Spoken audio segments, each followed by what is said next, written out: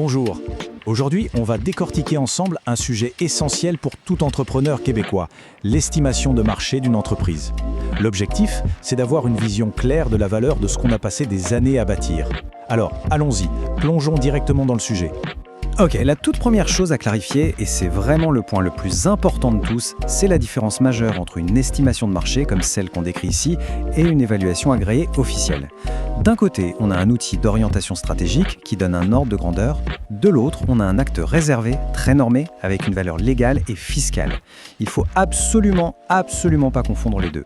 Justement, pour être certain qu'il n'y ait aucune ambiguïté là-dessus, on va s'arrêter un instant sur cette distinction. Parce que bien souvent, comprendre ce qu'un outil n'est pas, c'est tout aussi important que de comprendre ce qu'il est. Au Québec, le cadre légal est très clair. Une évaluation d'entreprise formelle, c'est un acte réservé. Qu'est-ce que ça veut dire? Ça veut dire que seuls des professionnels agréés qui suivent des normes très strictes peuvent en faire une.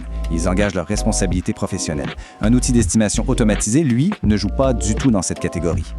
La conséquence directe de ça, c'est qu'une estimation de marché n'a aucune valeur légale. On ne peut pas l'amener à la banque pour un financement, on ne peut pas l'utiliser pour ses déclarations fiscales ou dans un contexte de divorce, de litige. Elle n'a pas non plus de valeur comptable ou pour une succession. C'est un repère, un point de départ pour réfléchir, ce n'est pas un document officiel. Bon, maintenant qu'on a bien délimité le terrain, voyons ce que cet outil est vraiment. Il faut le voir comme une sorte de boussole pour l'entrepreneur. Son but, c'est d'aider à orienter la réflexion stratégique et les grandes décisions pour l'avenir. Cette question, elle est au cœur des préoccupations de tellement d'entrepreneurs. On passe 15, 20 ans à bâtir, à investir son temps, son énergie. Et un jour, on se lève et on se demande, concrètement, ça vaut quoi aujourd'hui ? Sans un chiffre, même approximatif, c'est difficile de planifier quoi que ce soit. C'est précisément à ce besoin que l'estimation répond. Elle donne un premier ordre de grandeur crédible. J'aime beaucoup l'analogie du tableau de bord d'une voiture. Quand on conduit, on jette un œil à la vitesse, au niveau d'essence. Ce sont des indicateurs vitaux pour piloter et savoir si on va arriver à destination. Mais évidemment, ça ne remplace pas l'inspection complète chez le garagiste. Eh bien, l'estimation, c'est un peu le tableau de bord de la valeur de l'entreprise.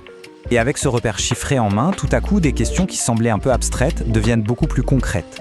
On peut commencer à se demander, est-ce que la valeur actuelle est alignée avec mes objectifs? Est-ce que ce serait le bon moment pour penser à vendre? Ou est-ce que ça vaut la peine de travailler encore un an ou deux pour optimiser les choses? L'estimation, c'est le point de départ de cette réflexion-là.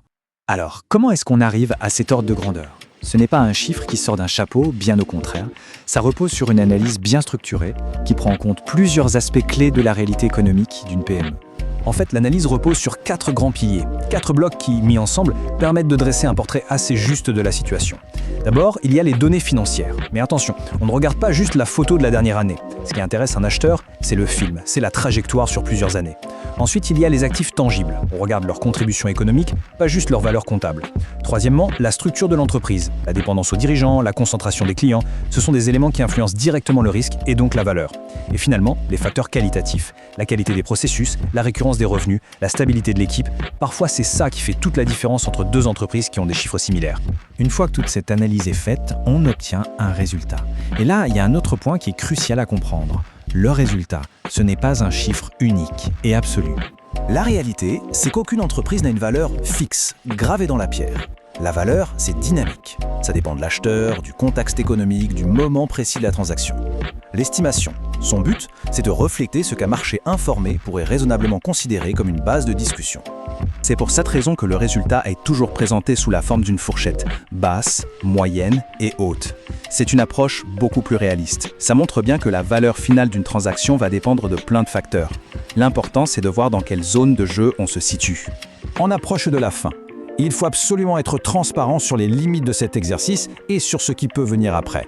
C'est important de voir ça comme un point de départ et surtout pas comme une finalité. Alors, soyons très clairs, une estimation automatisée, ça ne remplacera jamais l'analyse fine et le jugement d'un expert humain. C'est impossible pour un algorithme de saisir toutes les subtilités juridiques ou fiscales d'une entreprise. Et surtout, il faut bien garder en tête que ce n'est ni une promesse de prix de vente, ni une garantie qu'une transaction va avoir lieu. C'est un outil pour aider à la décision, rien de plus. Son rôle premier, sa vraie utilité, c'est de permettre à l'entrepreneur de faire un pas en arrière, de prendre du recul, de se situer de manière objective et à partir de là, de décider de la suite des choses en connaissance de cause. Si un projet de vente se précise, alors cette estimation devient la fondation sur laquelle on peut bâtir les prochaines étapes qui, elles, vont nécessiter une analyse bien plus poussée et un accompagnement. Mais tout commence par cette première étape essentielle, comprendre où on se situe aujourd'hui. En fin de compte, cette estimation fournit une information clé, un repère. Ça ne crée aucune obligation, mais ça ouvre la porte à la réflexion. La vraie question que ça pose, au fond, ce n'est pas simplement combien ça vaut. C'est plutôt, ok, maintenant qu'on a cet ordre de grandeur, quelle est la prochaine page de l'aventure à écrire ?